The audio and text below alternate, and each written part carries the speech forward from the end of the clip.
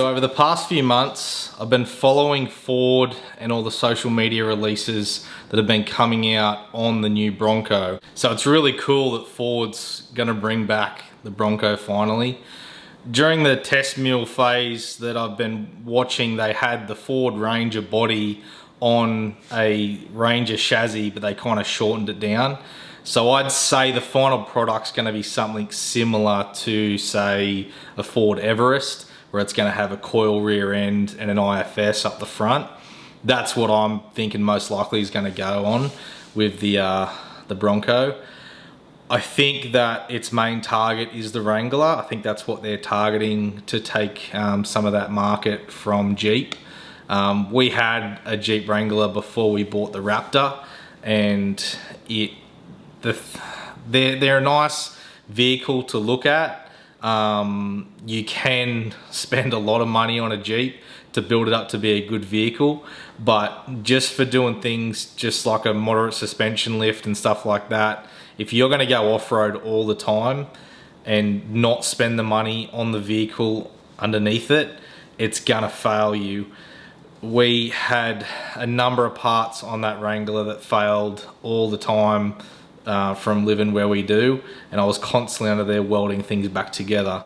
It'd be awesome if some of the components across from Ranger will actually fit on the Bronco, so upper control arms, lower control arms, suspension, stuff like that. If the chassis are very close, that would be really cool.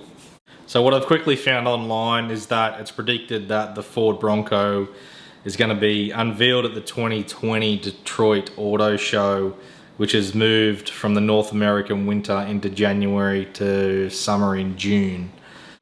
If Ford does announce the Bronco to go to Europe, then there's a most likely case there for it to come to Australia as well, both being right-hand drive markets. But again, everything I've read online, there's no plans to do that. So we want to hope that happens and that the Bronco does come to Australia. I think it'd be a really good contender for off-road, camping, overland, things like that. Especially based off the Ranger's platform.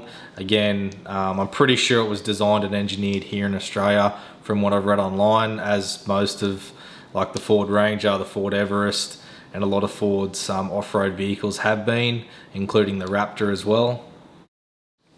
So back in November last year, Ford released the Bronco R, which is a race version of what the Bronco is going to be. So it obviously had a fiberglass body over the top. Here's a few photos now of that truck. Obviously this isn't what the components or the underpinnings of this vehicle are going to be, because it is going to be a T6 platform. This is a full bred, basically race truck, but it kind of gives you a bit of an idea of what the body may look like. So regarding power plants for the Bronco, most likely what I'm thinking it's going to be, and from what I've read on the net, probably going to be the EcoBoost, same engine that's in the Ranger currently in America. So in Australia, we have two engine options for our Ranger. They're both diesels. So we've got a 3.2 litre 5-cylinder single turbo, and we've got a 2 litre bi-turbo, which is currently in the Ranger Raptor that we have. It's a 4-cylinder engine. So I like having more engine options. So hopefully there may be some different options there. I think America's market for the smaller diesel engine is growing, but very much still petrol based. Unless Ford's got something else lined up, but not from what I've read online. So I've got a shot here that I've found online. Obviously it's the picture of the back of the truck. Looks like it's going through a production line. So this is about as much as I could find online of this truck, like the full kind of finished version. But basically Ford's releasing a lot of cool stuff right now. If you haven't read in the current articles and stuff coming out, that the new Raptor is supposed to be even better again than the current model is. Ford Australia is chasing the F-150 to come to Australia as well. So there's a lot of right-hand drive markets. Obviously everyone knows that GM has now pulled out of Australia completely. There's only going to be a small little niche amount of Silverados and stuff converted in Australia by HSV. So there's a growing market there for Ford to consider right-hand drive. So if I do end up going to America this year, 100% going to try and make it to a dealership if those Broncos are in stock, and try and see if I can do a review on it for you guys and let you know what I think. Hopefully it comes to Australia, but again, it's all the right-hand drive market, whether or not Ford considers it to be something that's viable. If Europe get it, then we will, so fingers crossed for that.